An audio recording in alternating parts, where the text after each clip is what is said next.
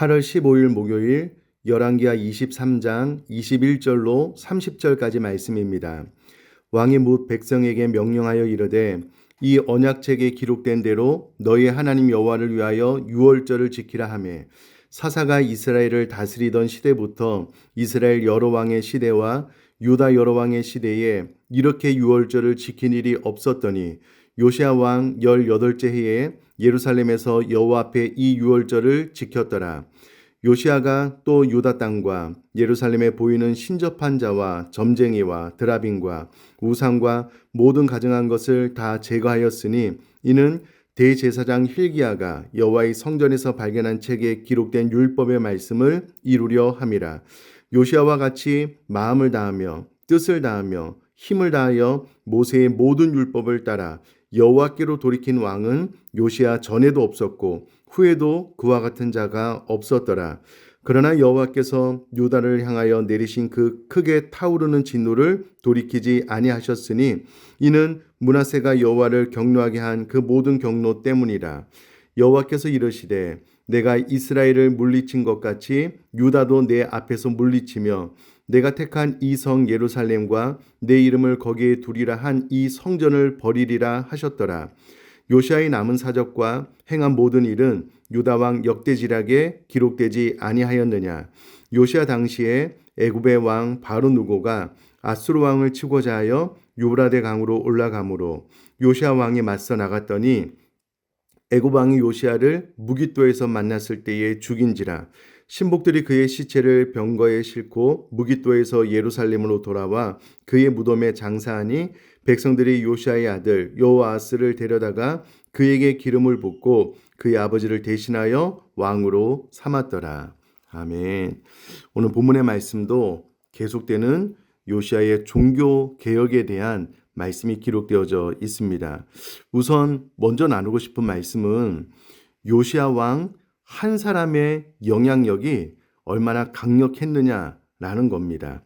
요시야 왕 한 명이 여호와의 율법책을 발견하고 그 말씀대로 다 이루려고 하는 결단이 있었을 때에 유다라는 나라는 놀라운 종교개혁을 일으키게 되었습니다. 그러므로 한 사람의 영향력이 이렇게 크다라는 것을 기억하고 저와 우리 사랑하는 성도님들이 요시야 왕처럼 선한 영향력을 끼치는 그런 사람 될 수 있기를 주님의 이름으로 축복합니다. 오늘 본문으로 들어가서 21절 이하를 보면 요시야 왕은 이스라엘 백성들에게 하나님 여호와를 위하여 유월절을 지킬 것을 명령하고 유월절을 지켰습니다. 그런데 이 유월절을 얼마나 잘 지켰냐면 사사가 이스라엘을 다스리던 시대부터 이스라엘 여러 왕의 시대, 유다 여러 왕의 시대에 이렇게 유월절을 지킨 일이 없었다라고 말할 정도로 이 유월절을 잘 지켰음을 본문을 통해서 알 수 있습니다. 우리 사랑하는 성도님들이 잘 아는 것처럼 유월절은 이스라엘 백성들이 애굽에서 노예 생활을 하다가 마지막 10번째 재앙 가운데 양의 피를 문설주에 바르게 되므로 죽음의 천사가 지나가 이 문설주를 바른 집안의 장자가 살아나게 된 사건을 기념하는 것 뿐만 아니라 이 10번째 기적을 마지막으로 이스라엘 백성들이 애굽에서 출애굽하게 되므로 출애굽의 은혜를 기억나게 하는 그런 절기입니다. 다른 말로 구원을 기억나게 하는 절기입니다. 그러므로 요시야가 유월절을 이렇게 성대하게 지키게 했다라는 것은 구원을 주신 하나님을 기억하게 했다. 그리고 하나님의 백성의 정체성을 심어주기 위한 유월절을 지키는 것이었고요. 이것마저도 정확하게 21절에 하나님 여호와를 위하여 유월절을 지켰다라고 기록을 하고 있습니다. 종교개혁의 핵심 중에 핵심은 결국은 하나님의 백성들의 정체성을 회복할 뿐만 아니라 구원을 주신 하나님을 기억하고 구원의 감격을 회복하는 일이었기 때문에 종교개혁 끝자락에 요시야 왕은 이스라엘 백성들을 향하여 유월절을 지킬 것을 명령하고 실제로 유월절을 지켰다라는 것을 알 수가 있습니다. 그렇다면 이 말씀을 저와 우리 사랑하는 성도님들에게 적용을 해보면 나는 하나님의 백성으로서의 정체성을 잃지 않고 살아가고 있는가? 구원의 은혜를 여전히 기억하고 구원을 허락하신 하나님을 감사하고 그 구원의 감격 가운데 살아가고 있는가라는 것을 점검해 볼 필요가 있을 것입니다. 사랑하는 성도님들, 무더날을 지내면서 행여라도 이 무더위 때문에 구원을 주신 하나님과 구원의 감격을 잃어버리지 않고 개인적으로 유월절을 지킴으로 하나님의 은혜를 기억했던 그런 이스라엘 백성들처럼 또 민족이 그렇게 했던 것처럼 개인적으로도 반드시 이 하나님의 은혜, 구원의 은혜를 회복할 수 있는 저와 여러분 될 수 있기를 주님의 이름으로 축복합니다.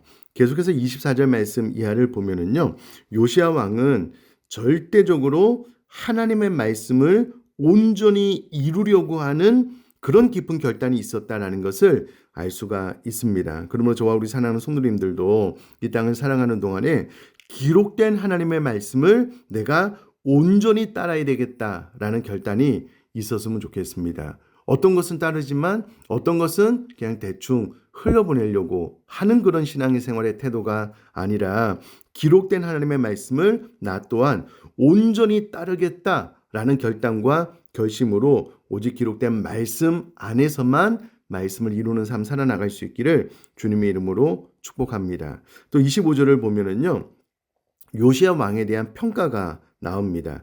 요시야와 같이 마음을 다하며 뜻을 다하며 힘을 다하여 모세의 모든 율법을 따라 여호와께로 돌이킨 왕은 요시야 전에도 없었고 후에도 그와 같은 자가 없었더라 라고 25절에 기록이 되어져 있습니다.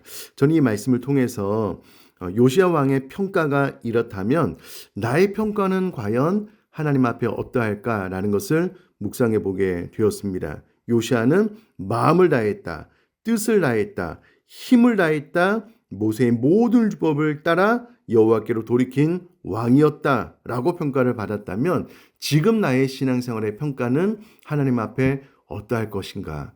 정말 마음을 다하여 주님을 따르고 있는가?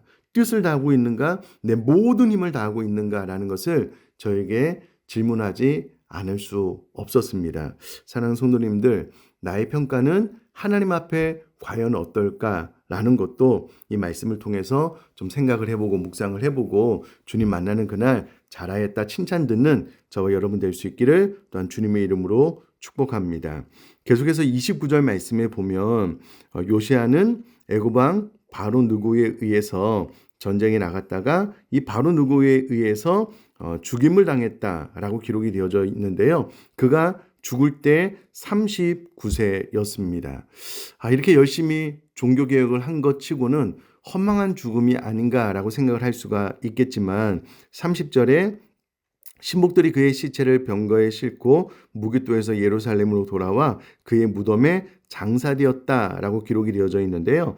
평안히 묘실에 묻힌 마지막 왕이 바로 요시야 왕이었다라는 것을 기억을 한다면 그의 죽음이 그렇게 헛된 것은 아니었다라는 것을 알 수가 있고요. 저 우리 사랑하는 성도님들 이 땅을 살아가는 동안에 후회 없이 우리의 연수가 이 땅에서 얼마나 될지는 모르겠지만 후회 없이 주님 섬기고 잘 살다가 평안히 주님 만날 수 있는 또 저와 여러분 될 수 있기를 주님의 이름으로 축복합니다. 제가 한번 기도하겠습니다. 살아계신 하나님 아버지, 요시야 왕 한 사람의 영향력이 얼마나 강력한지 그리고 온 나라를 이렇게 변화시켜 놓을 수 있었는지를 기억할 때에 저 우리 사는 성도님들이 선한 영향력을 끼치는 사람들 될 수 있도록 은혜 허락하여 주옵소서. 더하여서 반드시 구원을 베푸신 하나님을 날마다 기억하고 구원의 은혜, 구원의 감격 안에서 신앙생활을 할 수 있도록 역사하여 주옵소서. 뿐만 아니라 요시야가 기록된 율법의 말씀을 온전히 따르려고 결단했던 것처럼 우리 또한 하나님의 말씀을 온전히 따를 수 있도록 도와주시고 요시야 왕처럼 하나님 앞에 선한 평가, 마음을 다하고 뜻을 다하고 힘을 다하여 모든 율법을 따라 여호와께로 돌이킨 사람이었다라는 귀한 평가받을 수 있도록 은혜 허락하여 주옵소서. 감사드리며 예수님의 이름으로 기도드립니다. 아멘.